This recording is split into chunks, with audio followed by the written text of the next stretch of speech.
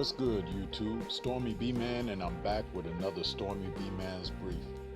We're calling this one Lose the Training Wheels. It is quite interesting that when fighters become world contenders, even before it's time, even before they're ready, they don't want to take the training wheels off.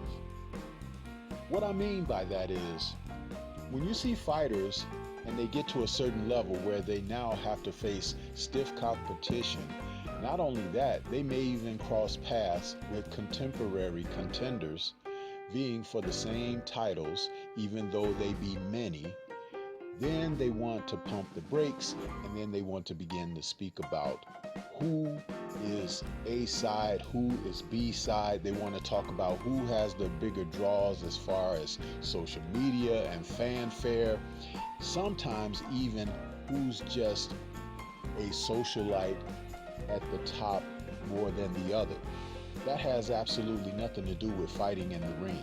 When you see fighters out there vying for titles, they should be prepped and ready to go. Even as the competition gets stiffer along the way, fighters have to find a way to learn how to turn back the tide.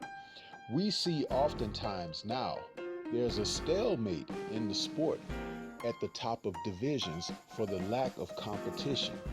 What will ignite the fire under the feet of these fighters when it's time to go out there and start finding out who they really are?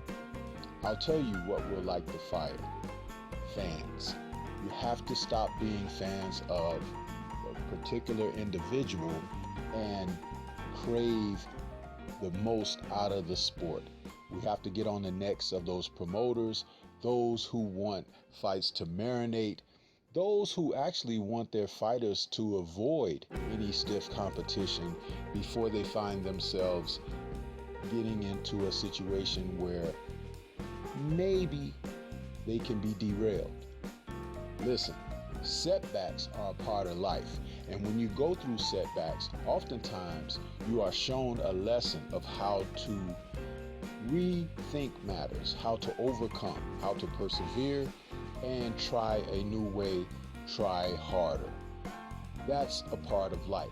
And as we see in boxing today, a lot of the contemporary fighters at the top of divisions do not want to try harder.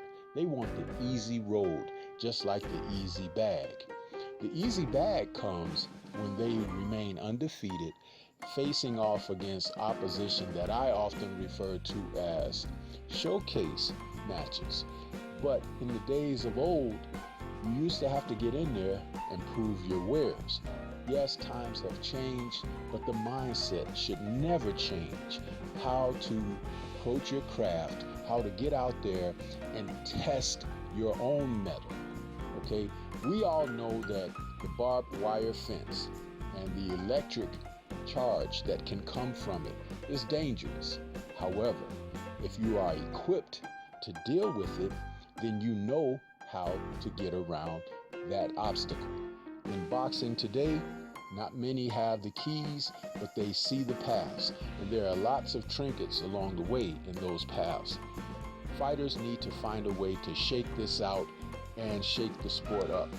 It's a reality check for some, it's a tremendous opportunity for others, and for the fans, the payoff is tremendous. With entertainment, great quality fights. What do you think about this? We should see these fighters lose the training wheels and get out there, step out on experience, step out on capability and know-how and what they've brought with them in their toolboxes.